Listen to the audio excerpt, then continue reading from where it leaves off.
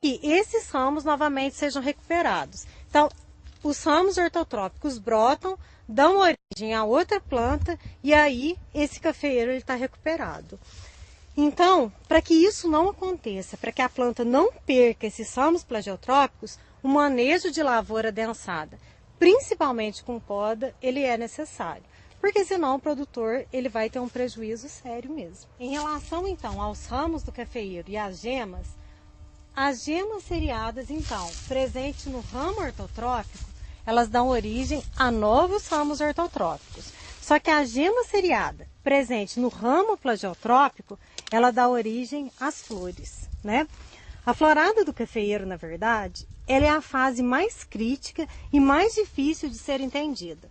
Então, o que tudo indica é que para que ocorra a indução dessa flor, ou seja, a flor ela nada mais é do que uma folha modificada. Só que para que ocorra a florada, ou seja, a indução da gema vegetativa, folha, em flor, algumas condições climáticas elas têm que ser levadas em consideração. Então, geralmente, essa indução floral ela ocorre entre os meses de março e abril, desde que as condições climáticas favoreçam. Então, quais seriam essas condições climáticas? Diminuição do fotoperíodo, que seriam o número de horas de luz durante um dia, que começa a diminuir a partir de março. A temperatura, que a partir deste mês começa a diminuir. E a pluviosidade. As chuvas, geralmente, no mês de abril, elas diminuem significativamente. Então, essas três condições favorecem a florada. Só que nós não podemos esquecer que o café é uma planta que ele está o ano inteirinho sofrendo a interferência dessas condições. Então, muitas vezes, essa florada é favorável, muitas vezes nós temos complicação com floradas, né? E outra característica que nós temos aqui em termos de flor é que o café é uma planta gregária. Então, vamos entender o que significa isso. Floração gregária é aquela onde a planta floresce de uma vez só na mesma região. Então, por exemplo, aqui no sul de Minas, geralmente municípios como Muzambinho, Alfenas, Três Corações, Três Pontas, Boa Esperança, numa mesma época, esse café vai estar florescendo ao mesmo tempo. Isso significa floração gregária. E aqui na nossa região, nós temos exatamente essas condições climáticas para que a indução floral seja realizada entre os meses de março e abril. A partir da indução, que é a transformação da gema vegetativa em floral, a partir deste momento, a gema ela entra num período de dormência para depois voltar a crescer novamente. Então, nós podemos ver outra característica aqui. Numa mesma planta, flores em início de desenvolvimento do botão floral, originária aqui da gema seriada, né? E aqui nós já temos flores na fase aqui de desenvolvimento, que nós chamamos de fase de cotonete ou dente de cachorro.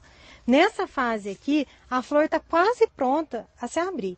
Nessa época do ano, que nós estamos num período seco, essas flores aqui mais desenvolvidas, elas não têm muita vantagem.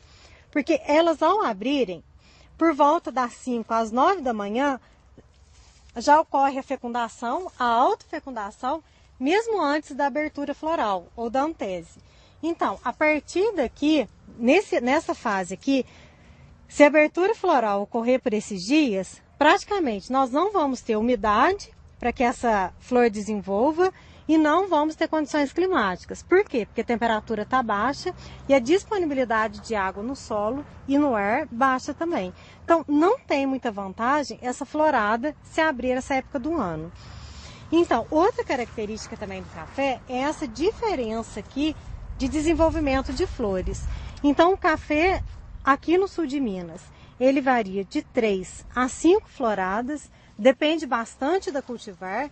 Nós temos cultivar aí como Mundo Novo, Bourbon, por volta de 3 floradas e uma Catuai, por exemplo, por volta de 5 floradas durante um ano, desde que as condições climáticas sejam ideais.